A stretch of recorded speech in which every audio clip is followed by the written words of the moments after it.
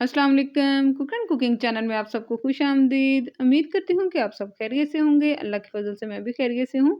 तो आज की जो मैं रेसिपी लेकर आई हूँ बहुत ही ज़बरदस्त मज़ेदार से बचे हुए चावलों के पकौड़ों की रेसिपी लेकर आई हूँ, जो कि बनाना बहुत ही आसान है और खाने में बहुत ही ज़्यादा टेस्टी और लाजवाब है। जैसा कि ठंडा ठंडा मौसम है और उसमें गर्म गर्म पकौड़े खाएं तो मज़ा ही दुबाला करें। आप खुद बनाएं, बच्चों को दे बना के। चलिए बनाना स्टार्ट करते हैं। बिस्मिल्लाह रहमान रहीम।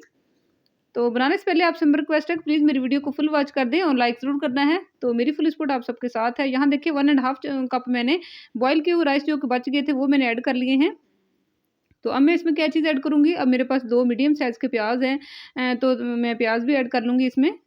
तो पहले मेरी इसकी कबाब की रेसिपी भी ऑलरेडी मेरे चैनल पर मौजूद है, अगर आपने देखना है तो विज़िट कर सकते हैं।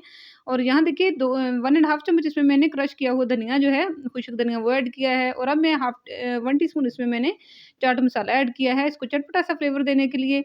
और हाफ़ टीस्पून इसमें मैंने हल्दी पाउडर ऐड कर लिया है। और अब मैं इसमें क्या चीज़ ऐड करूँगी, अब मैं इसमें हाफ़ टी स्पून सुरख मिर्च ऐड करूँगी। ये एक्स्ट्रा स्पाइसी है, तो अगर आपने कम स्पाइसी रखनी है तो ज़्यादा स्पाइसी रखनी है तो और डाल सकते हैं अकॉर्डिंग टू टेस्ट। अब इसमें मैंने हाफ़ टी स्पून अजवाइन डाली है और ये जो बहुत ही ज़बरदस्त लगती है पकौड़ों में। और 1 टीस्पून इसमें मैंने नमक डाला है, अकॉर्डिंग टू टेस्ट ही आप भी ऐड कर सकते हैं। और अब इसमें मैं क्या चीज़ ऐड करूँगी, अब इसमें मैंने 2 सब्ज़ मिर्चें जो हैं वो बारीक-बारीक कट करके ऐड कर ली हैं।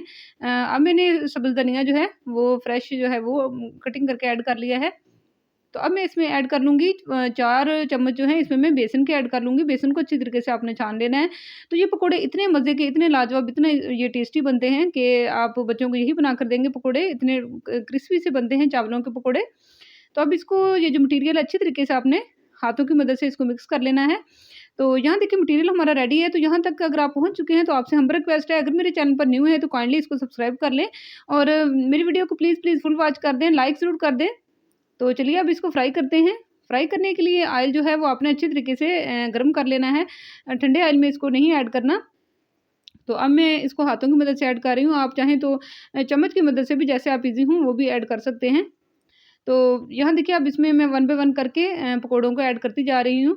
और स्लो मीडियम हीट पर आपने इनको कुक करना है। ज़्यादा फ्लेम आप तेज़ करेंगे तो पकौड़े जो हैं हमारे ऊपर से अंदर से जो कच्चे रह जाएँगे और बाहर से जल जाएँगे।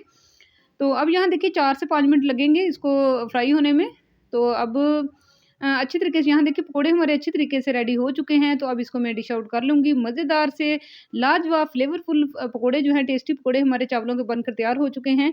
तो बहुत ही मज़े के हैं, आप खुद बनाएँ, बच्चों को बनाकर दें। चलिए मिलते हैं आपको अगली मज़ेदार सी रेसिपी के साथ। तब तक के लिए कुक एंड कुकिंग चैनल की तरफ से अल्लाह हाफ़िज़।